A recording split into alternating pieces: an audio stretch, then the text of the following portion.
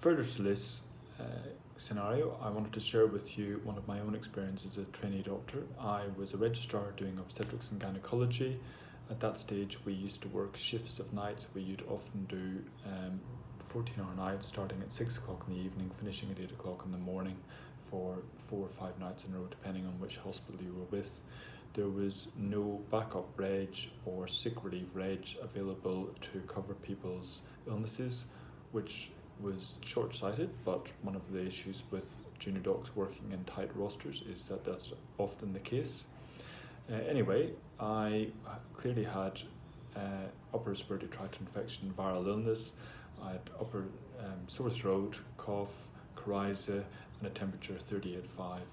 I wasn't desperately unwell, but I felt really terrible. It was my third night on call, and if I had rung in sick, it was going to necessitate the consultant who was supervising me to come in and work as a registrar on site for that night. This was a prospect which, although possible, did not fill me with a great feeling of likelihood that that would be a good thing for my career path. So I took the, as it turned out, unwise decision to continue to work that night.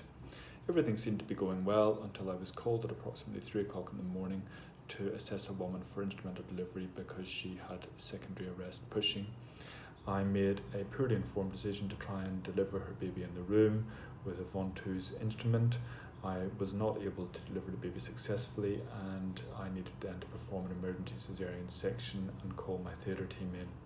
Looking back in hindsight, I realised that I was making decisions in all likelihood based on my illness, and the fact that trying to attempt the delivery in the room seemed to be the most expeditious way to get back to bed as quickly as possible and tend to my fever.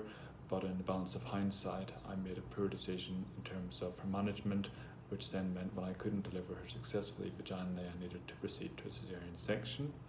Luckily, the mum and baby were both well following the surgery, but I certainly look back on it with regret and guilt and wish I had more confidence to be assertive and say to my consultant, I'm not well, I'm not in a fit state to work tonight, because I consider that I made decisions that night regarding patient's care that were not in the patient's best interests and could have potentially caused a lot of harm.